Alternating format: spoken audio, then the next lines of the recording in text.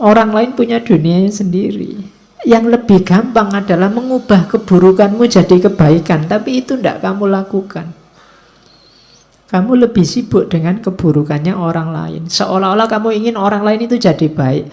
Padahal itu susah karena menyangkut orang lain. Bahkan tidak mungkin. Sibuklah dengan keburukanmu untuk jadi baik. Ini lebih mungkin karena kamu yang menguasai dirimu. Nah, ini rumus kebaikan. Jadi jangan capek habiskan energimu untuk keburukannya orang lain. Orang lain itu tugasmu paling mentok kan mengingatkan. Dia berubah atau tidak di luar kuasamu. Yang lebih kamu kuasai dirimu sendiri. Mau berubah atau tidak kan tergantung dirimu. Harusnya kamu lebih sibuk di sini, tapi kamu tidak sadar, tidak mau melihat keburukanmu. Yang kamu lihat selalu keburukannya orang lain. Oke, ini nasihatnya Markus. Yo rasane kan koyo kamu belajar akhlak kan malam hari ini. Padahal ini filsafat akhlaknya Romawi zaman awal abad Masehi, tahun 100-an Masehi. Ini setiap yang saya omongkan bisa kamu carikan dalilnya. Kamu cari Qur'annya apa hadisnya, insya Allah ada. Kamu pakai bahan khotbah Jumat besok. Ya, katanya Markus, saat bertindak jangan menunda-nunda, saat berkata jangan membingungkan orang lain, saat berpikir jangan sesat, latihan berpikir yang jernih, jiwamu jangan pasif atau agresif. Pasif itu tidak ngapa-ngapain, agresif itu menyerang orang lain. Hidupmu jangan hanya mencari keuntungan. Nah, ini rumusnya. Lakukan kebaikan segera, jangan ditunda-tunda. Kalau ada perlunya ngomong, ngomonglah yang bisa dipahami orang dan bermanfaat. Jangan ngomong yang cuma membingungkan orang, apalagi menyakiti. Berpikirlah yang jernih. Kemudian mentalmu harus mental aktif tapi tidak agresif, apalagi pasif. Aktif itu selalu mengejar, mencari yang lebih baik, lebih benar. Kalau agresif itu menyerang orang lain, nyari-nyari kesalahannya orang lain. Kalau pasif itu tidak ngapa-ngapain, nunggu takdir. Jangan pasif, jangan agresif. Terus hidup jangan hanya menggunakan kalkulasi untung rugi. Kamu akan kecewa. Kamu akan kehilangan banyak malahan. Setiap kali mau melakukan kebaikan, kalau kamu hanya nyari kalkulasi untung ruginya, akan ada sangat banyak hal yang terlewat dalam hidupmu nantinya. Maka Markus ngasih rumus 5 itu. Bertindak jangan ditunda, berkata jangan membingungkan, berpikir jangan sesat, jiwamu jangan pasif atau agresif, hidupmu jangan hanya mencari keuntungan. Kalau apapun yang kamu lakukan mencari keuntungan, yang ketemu justru adalah kerugian. Nah, ini rumusnya hidup. Ini enak kalau diceramahkan, kalau dijalankan berat. Ya, kalau ngomong kan enak, kamu manduk-manduk, wah iya Pak, bener Pak. Cuma ya nanti keluar dari sini ya kembali ke asal. Ya. Kindness is unconquerable. Kebaikan itu tidak terkalahkan selama without flattery or hypocrisy. Selama tidak dibarengi flattery, kesombongan atau kemunafikan. Kemunafikan berarti baiknya pura-pura. Flattery berarti baiknya berpamrih dipuji, untuk kamu bahan menyombongkan diri. Jadi kebaikan itu akan rusak kalau kemasukan flattery dan hipokrisi. Flattery berarti ada pamrihnya, Dan hipokrisi berarti kamu sebenarnya tidak melakukan kebaikan, cuma pura-pura. Kalau baikmu tulus, tidak pura-pura, maka kebaikanmu tidak akan ada yang mengalahkan. Unconquerable. Mungkin pakai rumus ini yang dipakai oleh Markus, sehingga sedahsyat apapun kepahitan hidupnya, kesulitan yang dia hadapi, dia bisa bertahan sampai akhir dan jadi salah satu kaisar paling menonjol dari Romawi. Oke, selanjutnya tentang kebersihan jiwa. Kalau tadi kan yang baik-baik, yang jelek-jelek tolong jangan masuk. Yang pertama apa? Ambisi. Ambisi berarti mengikatkan kenyamananmu pada apa yang dikatakan atau dilakukan orang lain. Orang yang berambisi itu kan targetnya biasanya keluar dari dirinya.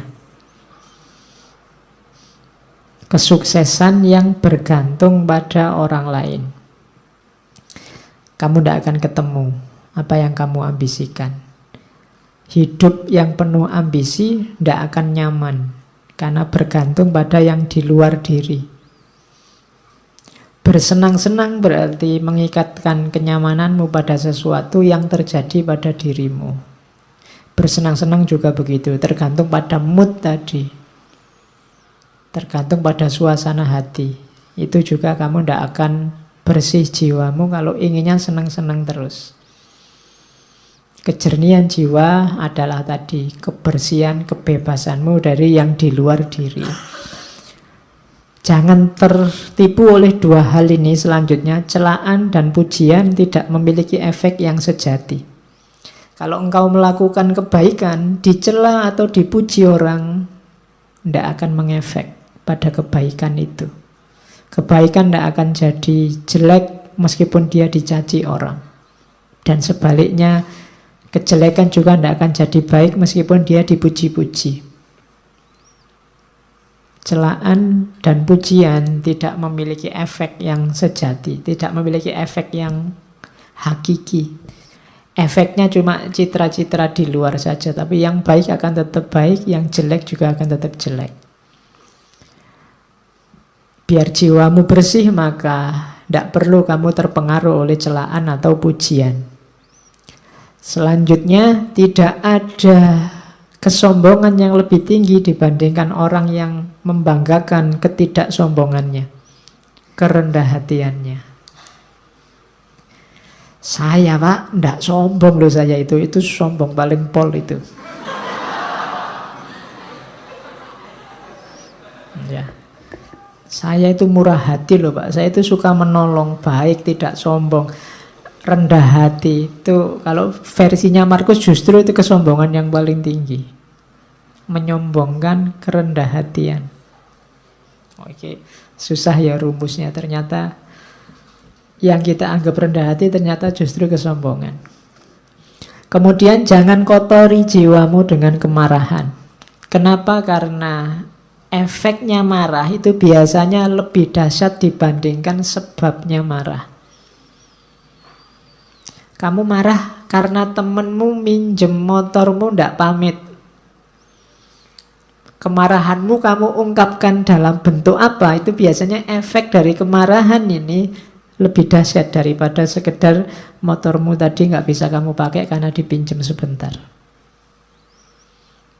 Jadi hati-hati dengan kemarahan. Makanya ketika kamu tiba-tiba dilanda kemarahan, karena dapat tunjuknya dari hadis itu, kalau kamu pas berdiri duduklah, kalau pas duduk ya berbaringlah. Maksudnya apa? Jangan melakukan apa-apa dulu, karena kamu sedang gelap. Karena efeknya nanti pasti akan kamu sesali. Semua tindakan yang didasari oleh kemarahan akan kamu sesali. Bahkan lebih kamu sesali nanti dibandingkan sebabnya. Itu makanya balas dendam itu dilarang. Kenapa? Balas dendam itu kan karena orang marah, ingin membalas. Itu biasanya balas dendam lebih dahsyat daripada sebabnya. Terus yang dibalas ingin balas lagi. Saling marah itu yang bikin peradaban kita gelap. Kamu dicaci maki orang, dibikinkan fitnah, dibikinkan hoak, kan terus kamu mangkel, terus kamu balas. Emangnya cuma lu yang bisa bikin hoak, aku juga bisa. Terus akhirnya podo rusak. Nah, jiwamu jadi tidak bersih. Terus ini juga rumus. Jangan anggap berharga apapun yang membuatmu mengingkari janji, membuatmu kehilangan harga diri, membuatmu membenci orang lain, mencurigai orang lain, mengutuk orang lain, membuatmu berlaku munafik, atau menginginkan sesuatu yang tidak ingin diketahui orang lain. Jangan anggap berharga itu maksudnya jangan diambil ini. Apapun yang membuatmu membenci orang lain, mending tidak usah kamu ambil. Membuatmu nantinya akan mengutuk-ngutuk orang lain, mending tidak usah kamu ambil. Membuatmu kehilangan harga diri, tidak usah kamu ambil. Itu yang disebut jangan dianggap berharga. Kok ada postingan yang isinya kemungkinan membuatmu benci sama seseorang atau sekelompok orang, kamu tinggal saja. Karena postingannya tidak penting tapi dampaknya pada jiwamu besar. Itu maunya Markus. Selanjutnya, biar jiwamu bersih, jangan kotori jiwamu dengan kesalahannya orang lain. Ini ada rumus bagus dari Markus. Kalau ketemu orang jahat, orang rusak, orang keliru, saat engkau sedang melawan orang yang tidak tahu malu, ini misalnya, tanyakan pada dirimu sendiri, apakah mungkin di dunia ini bersih dari tindakan tidak tahu malu? Jawabannya kan pasti ya, ndak. Akan selalu ada orang jahat, akan selalu ada orang yang ndak tahu malu. Maka jangan mengharapkan sesuatu yang tidak mungkin. Selalu ada orang yang tidak punya malu di dunia ini. Dan yang kamu hadapi sekarang adalah salah satunya. Hal yang sama berlaku untuk orang yang jahat, orang yang tidak dapat dipercaya, dan kerendahan moral lainnya. Jadi ini menyuruh kita untuk jangan mengotori jiwa dengan kemarahan, kebencian, ketidaksukaan, intoleransi pada orang lain yang kamu anggap keliru atau kamu anggap jahat. Pertanyaannya gampang, apa mungkin di dunia ini orangnya baik semua, soleh semua? Kan tidak mungkin. Kalau kamu marah berarti kamu tidak terima kalau di dunia ini ada orang jelek, ada orang tidak baik. Kalau kamu tidak terima berarti kamu sedang melakukan sesuatu yang tidak masuk akal. Karena kamu menuntut sesuatu yang tidak mungkin terpenuhi. Akan selalu ada orang jelek, orang jahat. Maka ngapain kamu mengotori dirimu gara-gara itu? Ada orang jahat, ya monggo, memang hidup ini ada yang baik, ada yang jahat. Tapi jangan kejahatannya dia membuatmu juga jadi jahat. Kejelekannya dia membuatmu juga jadi jelek. Hari ini banyak begitu, karena grup sana maki-maki, kamu juga maki-maki. Karena grup sana kemarin menggoreng isu, sekarang ada isu baru, saatnya kita balas menggoreng isu. Sama saja, itu berarti jiwa kita sama-sama kotor. Kalau kamu mimpi orang itu harus baik semua sesuai idealmu, mimpimu itu mimpi yang tidak realistis. Tidak mungkin orang itu akan jadi baik semua. Kalau kamu tidak terima ada orang jahat, kamu menyusahkan dirimu sendiri. Akan ada selalu orang yang tidak baik. Maka bersihkan dirimu. Oke. Setelah semua tadi yang di atas, tugas kita sekarang apa? Ayo merayakan hidup. Senanglah, bahagialah dalam hidupmu. Ojo kokean sumpek. Tadi rumusnya sudah banyak. Hidup kita kan sesuai yang kita pikirkan. Saat engkau bangun pagi, katanya Markus, pikirkanlah betapa istimewanya kamu masih bisa hidup, masih bisa berpikir, iso ngaji filsafat, bisa sarapan, ngerokok, ngopi, dan masih bisa mencintai. Lalu iya kan? Lo istimewa lo, alhamdulillah kamu masih bisa mencintai. Ada orang yang bangun pagi mikir menyerang orang yang dibenci.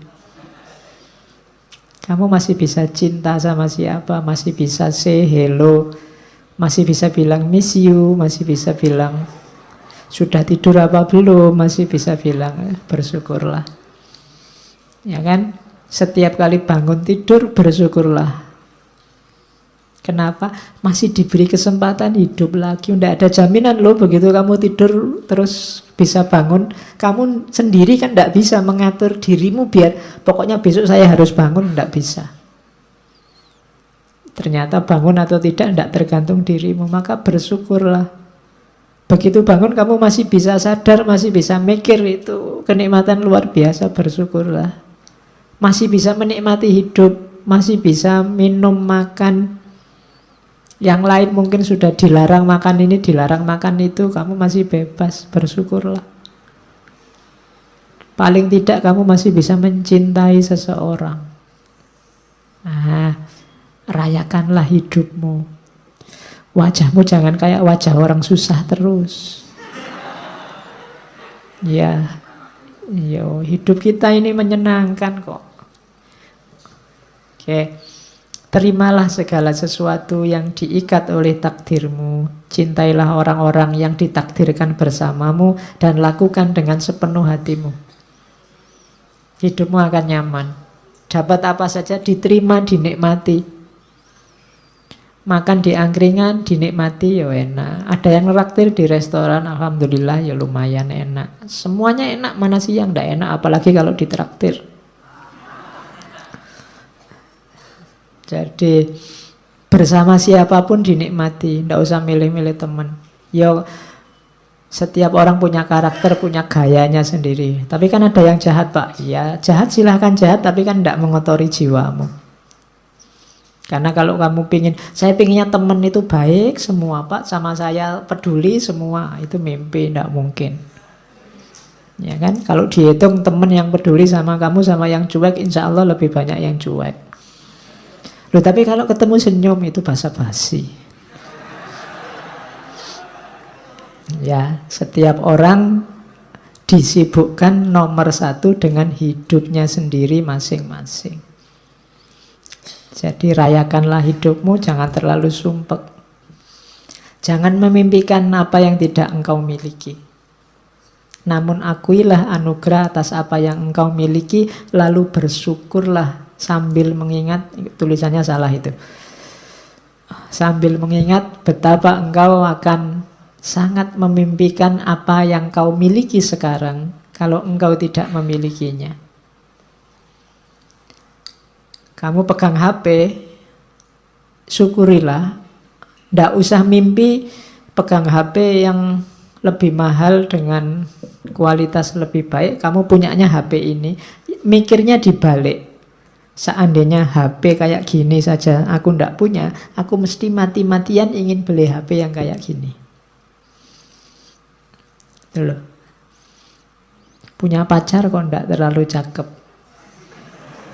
Mikirnya juga begitu. Kalau kamu mikir, kok nyari yang lebih cakep lah, kamu mimpi. Mikirnya dibalik. Seandainya yang kayak gini saja aku ndak dapat, mesti aku ngejar-ngejar yang kayak gini juga. Nanti kamu jadi bersyukur. Gitu loh. Iya, mikirnya dibalik. Itu membuat kamu bersyukur. Kuliah dapat nilai C misalnya. C kan batas minimal kamu lulus. Itu kan, waduh kok enggak dapat A ya. Wah, itu kamu akan sumpek. Kenapa? Kamu mimpi yang kamu enggak punya. Mimpinya itu seandainya aku dapat E, aku mesti akan mengejar-ngejar, seandainya dapat C pun cukup. Nah, itu kamu lebih bahagia. Gitu loh. Makan kok cuma dengan tempe saja, tidak ada yang lain. Nah, itu mikirnya kamu jangan ayam, tapi mikirnya seandainya adanya cuma nasi, mungkin ada tempe satu aja aku sudah senang. Itu jadinya kamu bersyukur punya tempe itu. Itu caranya merayakan hidup. Kalau tidak begitu, kamu akan sumpek terus. Dan ingatlah bahwa engkau memiliki kuasa untuk mengistirahatkan dirimu kapanpun engkau inginkan. Kamu supirnya, kamu penguasanya hidupmu. Mau jalan, ayo jalan. Mau istirahat, istirahat. Nggak usah terkejar, nggak usah dikejar-kejar oleh ambisi dunia, keterikatan dengan yang lain, yang macam-macam yang bikin repot. Menghabiskan energi, menghabiskan waktu. Engkau yang menguasai hidupmu, kapanpun ingin berhenti, saat ini juga kamu bisa. Ingin tidur sekarang boleh, istirahat sekarang boleh. Terus, jangan pernah khawatir tentang masa depan. Apalagi di usia-usia teman-teman ini kan biasanya pikirannya masa depan, besok kawin sama siapa, kerja di mana. Kamu kan khawatir itu. Engkau akan bertemu dengannya kalau memang harus. Dengan senjata yang sama yang hari ini menjadi bekalmu menghadapi masa kini. Dulu waktu kamu SMA atau SMP, mikir kuliah, wah bisa ndak ya aku kuliah? Kuliah hari pertama kamu takut. Begitu dijalani kan kamu bisa. Besok juga begitu, nggak usah khawatir. Bisa ndak ya aku dapat kerja, bisa ndak ya aku kawin, bisa ndak ya punya anak, iso. Ndak usah khawatir, pasti bisa. Kekhawatiranmu dulu, sekarang kamu jalani kan ya ternyata juga bisa. Ndak ada yang di luar kuasamu kalau tentang hidupmu. Makanya jangan galau dengan masa depan. Wong masa depan kayak tadi itu di luar jangkauanmu hari ini. Jadi pikirkan aja sekarang, nikmati hidup sekarang. Besok kamu akan punya senjata sendiri, punya kemampuan sendiri menghadapi situasi di masa depan. Itu uniknya manusia. Maka hidup itu rumusnya simple, receive without conceit, release without struggle. Kalau dapat sesuatu, terimalah tanpa harus membanggakan diri, membesarkan diri. Kalau harus kehilangan, lepaskanlah tanpa harus merasa sedih, mati-matian, sumpek. Jadi receive without conceit, release without struggle. Biasa saja. Hidup kehilangan sesuatu biasa. Wong dulu juga ndak punya, terus punya, sekarang hilang. Kalau dapat sesuatu, alhamdulillah, tapi ya ndak harus sombong. Kalau kamu bisa kayak gini, hidupmu nyaman. Ini saya ambil agak panjang, nanti kamu baca lagi ya. Kalau pagi hari engkau bangun, biar cara mikirnya positif. Kamu kan biasanya masalahmu itu kan berhubungan dengan orang lain. Katanya Markus, pagi hari engkau bangun, bilanglah pada dirimu, orang-orang yang berhubungan denganku hari ini, ada yang usil, tidak sopan, arogan, curang, iri hati, dengki. Mereka seperti itu karena mereka belum bisa membedakan yang baik dan buruk. Sementara aku telah mengerti indahnya kebajikan, kotornya kejahatan, dan tahu bahwa para pendosa tersebut memiliki sifat sepertiku. Bukan sama dalam hal darah dan kelahiran, namun sama-sama memiliki akal dan unsur ketuhanan. Tidak seorang pun dari mereka dapat menyakitiku, tidak seorang pun dapat membuatku kotor. Aku pun tidak pantas marah pada mereka atau membenci mereka. Kami dilahirkan untuk bekerja sama seperti kaki, tangan, dan mata, sebagaimana dua baris gigi atas dan bawah. Saling menghalangi itu tidak alami. Demikian pula saling marah dan saling membelakangi. Itu nanti hidupmu nyaman. Akan ketemu orang yang bikin kamu mangkel, bikin kamu jengkel, bikin kamu benci, pasti. Tapi ingatlah bahwa mungkin kejelekan yang mereka lakukan itu karena mereka tidak sadar. Sementara kamu sekarang sadar. Dan diingat juga bahwa orang lain itu punya kualifikasi sama persis kayak dirimu, yang tidak pantas untuk kamu benci. Dan jangan takut, mereka tidak akan bisa membuatmu kotor kalau kamu sendiri tidak mengotori jiwamu. Nah, ini nanti kamu jadi mantap. Kalau ini nanti panjang kamu baca lagi. Kalau kamu pagi hari bangun kok males, kamu baca ini. Saat fajar terbit, saat engkau malas bangun, katakan pada dirimu, aku harus bekerja sebagai manusia.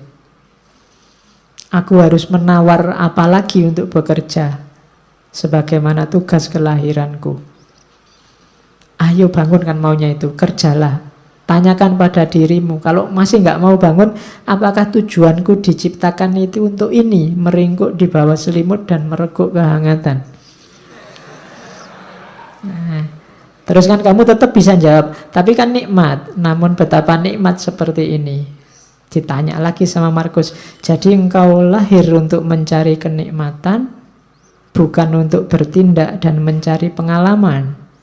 Tidakkah engkau lihat tanaman, burung, semut, laba-laba, lebah, semua menjalankan tugasnya, membuat harmoni dunia terjaga sekuat mereka bisa. Mengapa engkau tidak segera menjalankan tuntutan alamiahmu? Terus kamu jawab lagi, tapi kan bukankah orang itu harus istirahat, ada tidurnya juga? Jawabnya Markus, setuju. Namun alam memberi batas untuk itu, sebagaimana dengan makan dan minum. Dan engkau telah melampaui batas. Ini sudah jam 9. Ya. Ya. Ndak ono jam 9. Engkau telah berlebih dalam istirahat, namun kurang dalam bekerja. Engkau tidak cukup mencintai dirimu. Engkau tidak mencintai sifat alamimu dan tugasmu. Orang yang mencintai tugasnya, mengabdikan diri dan menjalankannya, bahkan kadang sampai lupa makan dan mandi. Sementara kamu lupa tugasmu gara-gara tidur. Apakah engkau tidak menghormati dirimu sendiri sebagaimana pelukis mencintai lukisan, penari mencintai tarian, orang pelit mencintai uangnya, atau pemburu jabatan mencintai statusnya? Saat mereka benar-benar dipengaruhi oleh yang mereka kerjakan, mereka bahkan tidak makan dan minum karena menjalankan kecintaan mereka. Nah, ini filsafat bangun tidur. Ya, biar kamu tidak males-malesan. Karena kadang-kadang kalau sudah males kan, meskipun bolak-balik HP-nya kamu tambah 10 menit sudah bunyi, 10 menit lagi, bunyi lagi, 10 menit lagi. Ning ya ora tangi-tangi. Oke.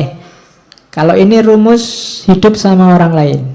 Kapanpun kau menemukan kesalahan pada diri orang lain, tanyakan pada dirimu, apa kesalahan yang pernah kulakukan yang mirip dengan kesalahan yang akan aku kritik ini? Kalau ada orang lain salah, tanya pada dirimu, pernah nggak kamu melakukan salah yang sama atau mirip? Itu nanti akan mengurangi kadar agresifmu terhadap kesalahan orang lain. Saya ingin balas dendam, Pak. Ada orang menyalahi saya. Katanya Markus, balas dendam terbaik adalah dengan tidak menjadi seperti musuhmu. Balaslah musuh yang mencaci makimu dengan tidak mencaci maki. Itu balas dendam terbaik. Balaslah musuh yang menyakitimu dengan tidak menyakitinya. Manusia ada dengan saling membutuhkan kepada sesama, kamu akui atau tidak. Kamu harus hidup bareng orang lain, mau atau tidak. Maka kalau kamu tidak mampu mengajari mereka, belajarlah untuk tahan hidup bersama mereka.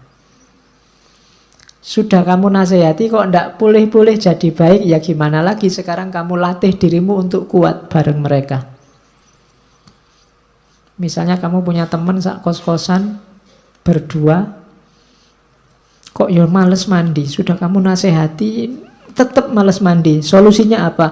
Kamu latihanlah untuk bisa tahan dekat orang yang males mandi. Jadi rumusnya simple. Jadi kalau kamu tidak tahan terus, sementara dia tidak berubah-berubah, kamu akan hidupmu tersiksa terus. Loh Pak, kok dia tidak berubah-berubah? Kamu tidak menguasai perubahan dia. Yang bisa kamu kuasai kan perubahan dirimu. Lebih gampang melatih dirimu untuk tahan bersama dia dibandingkan kamu mengubah dia. Ya doakan saja dia bisa berubah. Tapi kalau tidak, kamu kuat hidup bersamanya. Kemudian lagi, lakukan apapun yang kamu inginkan. Bahkan jika engkau memecah belah dirimu, sebagian besar orang akan melakukan hal yang sama seperti sebelumnya. Ini maksudnya, kamu jangan terlalu pusing dengan kelakuan orang lain, tindakan orang lain. Kayak tadi, wah orang Indonesia ini kok tambah tidak toleran orang ini. Kamu kan sumpek sendiri. Sudahlah, kamu lakukan yang menurutmu baik. Kalau kamu ingin mengubah mereka, bahkan sampai kamu mecah-mecah dirimu, kamu katanya Markus, mereka akan balik lagi seperti adanya. Itulah karakternya manusia. Terus merasa sayang pada orang lain meskipun mereka melakukan banyak kesalahan adalah sifat uniknya manusia. Engkau dapat melakukannya. Cukup dengan mengakui bahwa mereka juga manusia. Mereka melakukan itu karena tidak sadar, berlawanan dengan kata hati mereka. Dan kita semua akhirnya akan sama-sama mati tidak lama lagi. Kita ini hidup bareng-bareng, ada orang yang salah, ada orang yang bisa diingatkan, ada orang yang tidak bisa diingatkan. Pada akhirnya sebentar lagi semuanya mati, maka kamu tidak usah terlalu sibuk, terlalu bingung dengan itu. Tidak masalah. Ingatlah, mereka tidak benar-benar menyakitimu, dan mereka tidak melenyapkan atau mengubahmu, melenyapkan kemampuanmu untuk milih. Hidupmu tetap bebas tanpa harus terikat oleh mereka, meskipun kamu hidup bersama mereka. If any man despise me, kalau ada orang menjahatiku, itu urusannya dia. Urusanku adalah tidak melakukan atau mengatakan sesuatu yang layak dicela. Jadi kalau ada orang jahat padamu, kalau ada orang menyakitimu, itu sebenarnya tidak ada urusan denganmu. Urusannya dia. Pak, nanti kalau saya dibohongi orang, bohong itu urusannya dia. Urusanmu adalah jangan melakukan tindakan tercela, itu aja. Nah, kalau ini pendidikan diri, rumusnya pendidikan diri itu be tolerant with others and strict with yourself. Saya tulis ini besar-besar karena hari ini banyak orang yang dibalik. Banyak orang yang toleran dengan dirinya sendiri, kemudian strict dengan orang lain. Kalau sama dirinya sendiri dimaafkan terus, dicarikan alasan, dicarikan dalih. Tapi begitu sama orang lain, kakunya luar biasa. Orang lain tidak boleh keliru, tidak boleh minta maaf, tidak boleh. Itu yang kita lakukan hari ini dan terjadi di mana-mana, saling balas-membalas. Terbalik. Harusnya kita toleran terhadap orang lain dan strict terhadap diri kita sendiri. Jangan dibalik. Nah, ini rumusnya. Aku sering heran kenapa orang mencintai dirinya lebih dari semua orang yang lain, namun ia kurang menghargai pandangannya sendiri tentang dirinya dibandingkan pandangan orang lain. Ini nasihat sebenarnya untuk kamu jangan mudah terpengaruh oleh orang lain. Jangan mudah terpengaruh oleh komentarnya orang, pandangannya orang terhadap dirimu. Kamu punya jati diri sendiri, tidak apa-apa. Orang ngomong apa aja, tidak usah terpengaruh. Logikanya orang itu lebih mencintai dirinya sendiri. Berarti apa? Lebih dengarkanlah pandanganmu sendiri. Jangan mudah tertipu oleh orang lain. Apapun yang dilakukan atau dikatakan orang, aku harus tetap menjadi Zamrud dan mempertahankan warnaku. Ini urusannya jati diri. Hidup sama orang lain, ya, toleran, ya, tapi jati diri jangan hilang. Kamu punya identitas sendiri. Terus nasihatnya Markus, ya, awas ya kamu jangan merendahkan dirimu sendiri. Teruslah rendahkan dirimu wahai jiwa, maka segera peluangmu untuk mendapat kehormatan akan lenyap. Lama-lama identitasmu hilang dan kamu tidak akan dihargai orang. Setiap orang punya satu kehidupan. Milikmu sudah hampir habis gara-gara kamu singkirkan terus, kamu sisihkan terus identitasmu. Dan engkau tidak memperlakukan dirimu sendiri secara hormat, engkau malah mempercayakan kebahagiaanmu pada jiwa-jiwa yang lain. Ini tuntunan untuk kita tegas pada diri sendiri. Oke. Saya bawa quote terakhir, engkau selalu memiliki pilihan untuk tidak berpendapat. Ini nasihat untuk kita hari ini ya. Tidak ada yang nyuruh kamu tiap hari posting, tiap hari bikin status, tiap hari ngomentari statusnya orang lain. Engkau selalu memiliki pilihan untuk tidak berpendapat. Tidak berpendapat itu sah. Tidak perlu selalu susah payah atau membebani jiwamu dengan segala sesuatu yang tak dapat engkau kuasai. Hal-hal tersebut tidak membutuhkanmu untuk menilainya. Tidak usah gaya dikit-dikit. Menurut saya, tokoh itu ngapain? Emangnya komentarmu yang mendengar siapa? Hal tersebut tidak butuh penilaianmu. Ngapain kamu capek-capek? Engkau punya pilihan untuk tidak usah berpendapat. Leave them alone. Mereka punya penanggung jawabnya sendiri-sendiri. Terkecuali suaramu berpengaruh didengar, baru ngomonglah. Tapi kalau tidak, cari yang lebih esensial untuk hidupmu, untuk dikomentari dan dibahas. Itu nasihatnya Markus. Hari ini banyak orang yang bukan wilayahnya, tidak seharusnya dia menilai, mengomentari. Ikut menilai, ikut mengomentari sehingga kacau semuanya. Idza wusidal amru ila ghairi ahlihi fantadhirisa. Leave them alone.